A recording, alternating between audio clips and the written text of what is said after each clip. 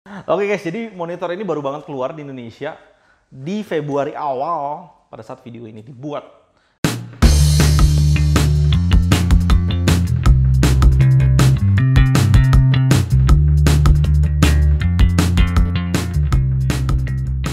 Oke guys, kali ini kita kedatangan lagi monitor dari Philips setelah sekian lama. Philips kita review dan hari ini ada monitor yang menurut gua cakep untuk kita review. Oke, di sini ada 27 inch. Siap. Oke, kalian bisa lihat. Dan ada 32 inch guys. Gila. Oke guys, sebelum masuk ke videonya, kita mau shout out dulu untuk sponsor kita kali ini. Kembali lagi Kofuku guys. Yang kalian bisa pesen di GoFood dan GrabFood. Oke guys, kalian bisa beli rasa kopi dan teh dengan banyak varian rasa.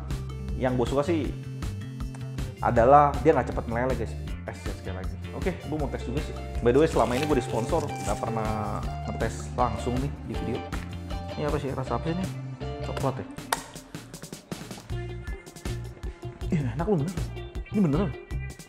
Ini beneran enak. Oke guys, di sini gue mau kasih lihat kalian ini dusnya. Kalau kalian lihat langsung dusnya ini tuh dipoles sama Philips, menurut gue sih agak sedikit. Kalau buat gue pribadi ya, ini mahal loh. Ini mahal kalau kalian poles dus kalian tuh sampai sefull ini biru semuanya dan kayak print digital gitu ya dibanding dus-dus yang biasanya kita review di yang lain gitu ya, LG atau apa, dibentuknya kayak karton gitu dong warnanya. Kalau ini dia masih dipoles satu lapisan lagi. Dan kelihatannya memang jauh lebih mewah guys. Oke, kalian bisa lihat di monitornya itu keren banget, dia kayak melayang. Kalian lihat ya kakinya tuh berdiri gitu, terus monitornya agak sedikit melayang, dipapah sama kakinya. Itu keren banget. Dan kalau kalian perhatiin dengan jelas gambarnya ini curve banget, agak curve gitu agak layarnya. Oke, di depan di sini ada tulis marketingnya mereka, curve display 165 Hz. SDR 1 milisecond, itu yang paling penting dari monitor ini yang dia pasang di paling depan. 27 inch 68,6 cm Full HD. Oke, kita langsung bongkar aja. Bongkarnya ini dari atas, agak bukan favorit gua pasti. Kita keluarin karambit. Oke.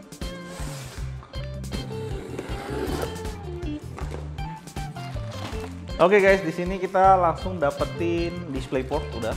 DisplayPort satu. Di dalamnya langsung kasih ke kita adapter, jadi adapter di luar pasti tipis nih kemungkinan monitornya. Philips, ada apa lagi di dalamnya? Buku, skip. Kabel power tentunya, kepalanya 2 yang standar biasa kita pakai. Oke.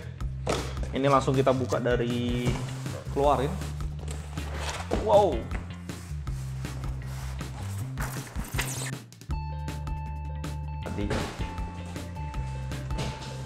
Oke guys, ini udah kebuka dan kayaknya gue salah bukanya tadi. Jadi ininya copot bagian yang lengket-lengketnya. Ya sudahlah ya, nanti dilem lagi. Skip. Langsung kita bongkar bodinya. Wah. Keren loh ini. Oke guys, di sini kalau kalian lihat langsung dia connect semuanya antara stand, kakinya, dan ini kalian bisa lihat diplastikin. Gua rasa ini keren banget bakalan. Di bagian belakangnya juga kalian bisa lihat ada portnya, ada DisplayPort, ada HDMI-nya ada 2 dan dia ada audio out-nya. Di sini ada kabel power nih. Di sini dia kasih penutup di sini. Gua nggak tahu apakah face mount di dalamnya itu, tapi nanti kita coba buka di bagian belakangnya dan kita lihat juga bagian depannya.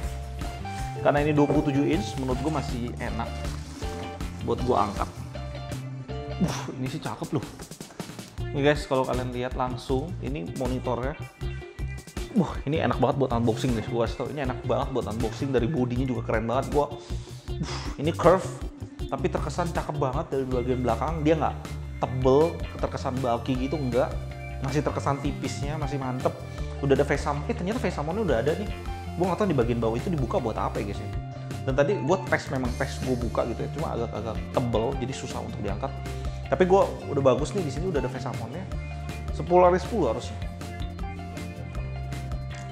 Ya, gue ukur dulu. Ya, udah 10 cm kali 10 cm. Dan keren banget kalau kalian lihat juga dari depan, logo Philips ini memang agak sedikit tebal, tapi nggak masalah menurut gue.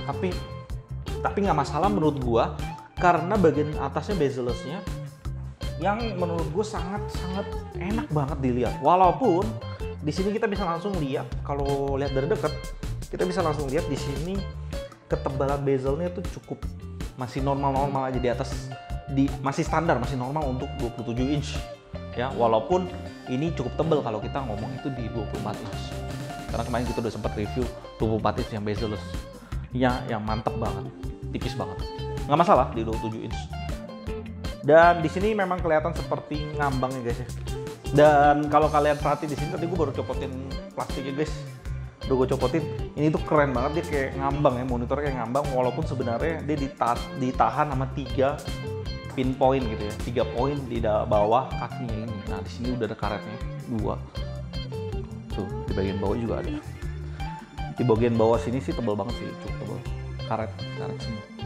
Jadi pas kalian taruh gini mantep banget, cakep banget. Oke guys, tunggu pas gue setup sampai berdiri dan kita kembali saat ini udah nyala.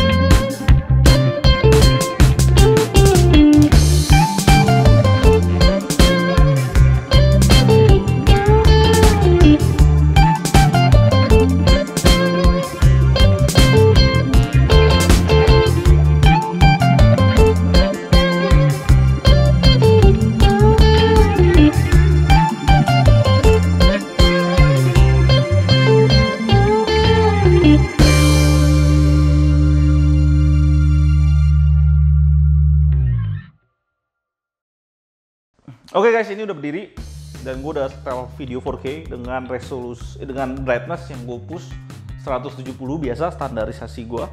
Gue bacain dulu speknya 27 inch curve VA 1920x1080 Full HD biasa. One ms 165 Hz 300 nit. Tadi portnya gue juga udah kasih tahu, DisplayPort 1 dan HDMI ada 2. FreeSync juga dia support FreeSync. Oke, SDR-nya ready. Ada SDR, cuma gue pastiin kalian harus pakai DisplayPort-nya. Oh iya, dan tadi portnya gue lupa kasih tau, ada audio out juga di sini. Audio out. Oke. Dan color gamutnya dia kasih sRGB 115%, color gamutnya 95%. DCI P3 dia nggak kasih. Face mount-nya tadi gue udah hitungin buat kalian, gue udah ukurin 10x10 cm. Sisanya dari garansi 3 tahun, limited biasa, setahun full dan 2 tahun servis. Beratnya itu sekitar 4,4 kilo, nanti gue tes. Oke, itu speknya, panjang. Oke, kita lihat dulu dari bodinya guys. Di sini gue bisa bilang ini tipis, enak dilihat, nggak gendut sih ya. Gue lihat ada beberapa monitor, misalkan kayak Samsung, yang ujungnya super tipis, tapi belakang malah digendutin sama dia. Sedangkan ini tuh kayak agak ditebelin sama dia sedikit, dan ke belakangnya jadi kelihatan standar. HP bawahnya juga masih kelihatan standar. Padahal kita tahu dia tuh memang gendut sebenarnya bagian bawahnya. Oke, kalau lihat dari depan, logo Philipsnya memang agak gede guys di sini. Tebel, chinnya ini, bagian bawahnya ini, dan bezelnya di atas yang tadi gue udah ngomongin itu memang terasa gede kalau kita udah biasa ngelihat yang 24 inch yang bezelnya terlalu gila gitu ya, terlalu tipis, super tipis. Di sini gue mau ukurin buat kalian. Bezel yang dikasih berapa? Sekitar 0,5. Sekitar 0,5 atau sekitar 0,5, 0,6, 0,7 gitu kira-kira. Kalau tipis banget kita pernah lihat 0,4, 0,5 0,3 nggak ya? Nggak nyampe 0,35 sampai 0,4, itu yang tipis banget di seri 24 inch. Oke, bodi belakangnya di sini juga kasih ke kita kayak apa ya? Ya, kayak tekstur garis-garis gitu guys, yang kasar. Dipegang ya kalian bisa ngerasain tekstur garis itu. Dia bergarisnya horizontal, ya, horizontal, lurus. Dan kalau gue sadarin tadi pada saat kalau kalian sadar pada saat gue unboxing tadi kan kakinya udah nyatu tuh guys. Jadi di bagian belakang itu ada klep yang kalian harus buka, 2 klep untuk nyopotin kakinya supaya kalian pakai Fexamon langsung ke monitor, jadi nggak ada kakinya lagi. Nah, enaknya, keren ya pada saat kalian pakai kakinya. Gila, keren banget kalian lihat tuh. Yang tadi gue udah ngomong, dia kayak ngangkat gitu di sini tuh, berdiri tuh. Jadi cuma ada 3 tumpuan. Biasanya gue ngerasa tuh kalau monitor-monitor udah bikin standnya bagus ya guys ya, mereka kadang mau maksa gitu. Ada beberapa brand di luar sana kakinya tuh bagusnya bukan main, terus dia maksa kalian mesti pakai kakinya, dia nggak berikan Fexamon gitu ya, terus kasih harga mungkin nge-cut Fexamon itu. Tapi di sini nggak, dia tetap kasih fitur Fexamonnya, walaupun menurut gue kakinya ini udah sangat-sangat cakep sih kalau di meja ya. Hertznya di sini juga udah 165 Hz guys, jadi udah overclock dari pabriknya. Biasanya kalian dapat cuma 144 ya standarnya. Dan yang paling menarik dari monitor ini guys menurut gua adalah nitsnya. Dia udah kasih 300 nit, yang sebenarnya gua agak bingung di serinya dia kenapa di 32 inch dia malahan turun nitsnya guys ke 250. Gua nggak ngerti apakah dia mau menyesuaikan harganya atau apa. Dan nanti kita akan jejerin antara 27 dan 32 inch supaya kalian tahu perbedaan 300 dan 250 nits itu seperti apa. Kita ukur dulu bodinya guys. Tadi gue belum ukur panjang lebarnya. Panjangnya di sini kalau kalian tarik garis lurus 61 cm. Lebarnya 37 cm. Dengan standnya 47. Oke. Kalian udah lihat, dan karena gue udah kasih nggak bisa ngomong gitu, ukuran itu menunjukkan bahwa tinggi dengan standnya sekitar 47 cm. Masalahnya guys, jadi di sini kalian nggak bisa dapetin head adjustment di monitor ini, dan menurut gue saingannya yang bisa disetelahkan sama dia adalah AOC C27G1, dimana standnya udah adjustable. Cuma kalau gue bandingin standnya sekali lagi guys, standnya Philips ini menurut gue keren banget, keren sekali sih. Ya nggak pernah gue lihat di model sebelumnya. Dia ngangkat badannya gitu kayak sunggungin dada gitu ya. Dan di sini juga panelnya VA. Di sini gue mau tes sebentar guys, kalian udah lihat warna-warnanya dari tadi ya di video yang gue style 4K ini. Gue mau ngetes burn-nya, apakah VA dia ada burn-nya atau kagak. Oke guys, bentar gue lihat dulu Pak. Gue pengen tahu gimana burn-nya gimana.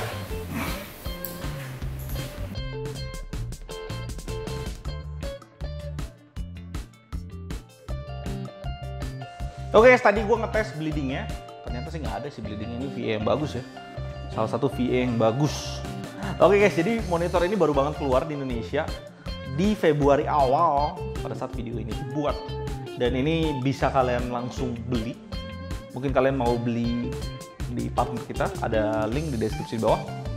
Dan monitor ini cocok banget buat kalian yang mau ngerasain main game di segmen 27 inch dengan refresh rate yang udah cukup tinggi, lebih dari 144 Hz. Sebenarnya ya 144 Hz udah menjadi patokan atau standar buat kalian mau ngerasain main game yang sesungguhnya menurut gue. Karena kalau kalian bilang monitor gaming tapi isi sampai 75 Hz, buat gue pribadi nggak make sense sih menurut gue. Karena gue udah ngerasain 144 Hz dan di sini diberikan lebih, yaitu 165 Hz, 21 frame lebih banyak, informasi lebih banyak sekitar 21 frame. Dan bagi kalian yang nanya apakah cocok Full HD di 27 inch, gue sekali lagi ngomong karena banyak banget yang nanya dan gue jawab selalu sama gitu guys ya. 27 inch adalah standar e-sport di mana di dunia semua pertandingan pro player, game-game FPS terutama ya, mereka pakai yang 27 inch Full HD. Hampir kayaknya gue nggak pernah lihat nih 24 inch Full HD, walaupun 24 inch sebenarnya lebih enak ya, lebih ergonomis buat kebanyakan kita yang main game di rumah. Karena seringkali meja kita nggak lebar-lebar banget. Karena 27 inch seringkali kalau misalkan kalian main di bawah 90 cm jarak kalian dengan monitor, gue terasa terlalu dekat gitu dengan monitornya. Ngeliat kiri kanan atas bawahnya tuh kejauhan buat gue. Tapi kalau kalian udah dapat di 90 cm, udah enak banget. Monitor ini justru sangat enak digunakan dengan jarak sekian. Oke guys, saingan ini gue bisa bilang yang tadi gue bilang di AOC C27G1, di mana di AOC itu bisa head adjustment, sedangkan di sini nggak bisa. Dan karena dia kasih 3 poin begini guys, kalau kalian mau naikin tingginya, karena tinggi orang beda-beda guys, itu agak sulit menurut gue. Ya terpaksa kalian harus beli bracket. Kalian harus beli bracket 300 ribuan. Tapi untuk sisanya menurut gue bagus banget. Dari segi warnanya, dari segi hertznya, dari segi dia juga udah 1 millisecond juga, 1 millisecond juga, curve juga yang kalian dapat bagus, bodinya menurut gue cakep banget. Jadi ini bodinya nggak terkesan plastik, itu yang gue rasakan pada saat kalian pegang, itu nggak terkesan plastik. Oke guys, jadi gue mau jajarin di 32 inch guys. Di sini sih menurut gue sih agak aneh, karena nitsnya malah diturunin, tapi dengan kompensasi harganya mepet gitu ya, beda dikit gitu. Ya gue sih nggak tahu ya di 32 inch seperti apa. Kita langsung gue jajarin dulu ya. Tunggu. Oke guys, gue udah berdiriin nih 2 powerful yang baru ini, monitor yang baru. Ya 32 inch sih menurut gue pribadi sih kegedean ya guys ya. Cuma mungkin beberapa dari kalian pengen punya 32 inch untuk game-game tertentu, misalkan kayak balapan atau game apa ya? Apa lagi? Sepak bola ya, betul, sepak bola terkesan kayak TV gitu ya. Karena kalian main biasa pakai stick dan kalian biasa mau nyandar gitu ya sama adik kalian atau teman kalian, duduknya belakangan dikit sama ke bangku. Jadi meja sama jarak kalian dengan monitor itu agak jauh kan pastinya. Cuma kalau di sini gue bisa perhatiin beda banget adalah di sini pakai adapter di yang 27 inch. Adapternya itu di luar, sedangkan ini tuh adapternya di dalam. Yang kita bisa langsung sadarin ini tuh seperti Samsung yang pernah gue review. Dia belakangnya tuh agak gendut, agak nggak jelas gitu, gendut nggak jelas gitu. Sedangkan kalau di sini tuh enak gitu, proporsional itu di belakangnya. Sedangkan di sini kayak gendut aneh gitu. Juga di sini karena di sini 250 nit, di sini 300 ya. Harusnya kelihatan beda nggak sih? Karena viewing angle dari VA. Mungkin kalian nggak bisa kelihatan jelas banget, cuma ya kalau kalian udah biasa pakai yang tinggi-tinggi 300-350 nit, kalian akan berasa sih 250 nit akan lebih capek dipakai dalam jangka waktu tertentu. Nah, oke guys, sisanya dari face mount, dari stand, ya standnya memang agak lebih gendut yang 32 inch ya, karena mau nyokong beratnya dia di monitor. Sisanya sama aja sih. Ya, terserah kalian mau pilih yang mana. Di sini harganya kalian bisa dapetin di 3,7 juta, di sini di harga 4 juta. Semuanya harganya plus minus tergantung kalian dapetin di e-commerce mana, di online mana, di toko mana. Tapi itu standarisasi yang gue dapat, harganya segitu. Mungkin kalian bisa dapetin voucher e-commerce yang lebih murah. Jadi harganya bisa mungkin 3 juta. Siapa tahu Tokopedia lagi ulang tahun. Oke. Oh, ada satu lagi perbedaannya. Yang 32 inch guys, kasih kalian opsi untuk pakai VGA. Jadi dia kasih kita input untuk VGA-nya. Sedangkan yang di sini nggak ada. Ya bagi kalian yang punya VGA zaman dulu yang cuma ada port VGA dan DVI digital dan kalian udah biasa pakai VGA, ya 32 inch pilihan kalian. Beda 300.000, dapat 5 inch lebih besar.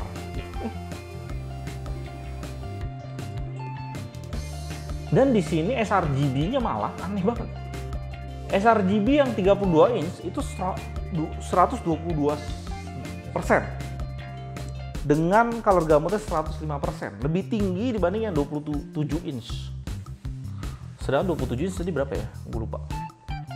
115 dengan 95%. Jadi nit dia kebantu warnanya lebih keluar gitu.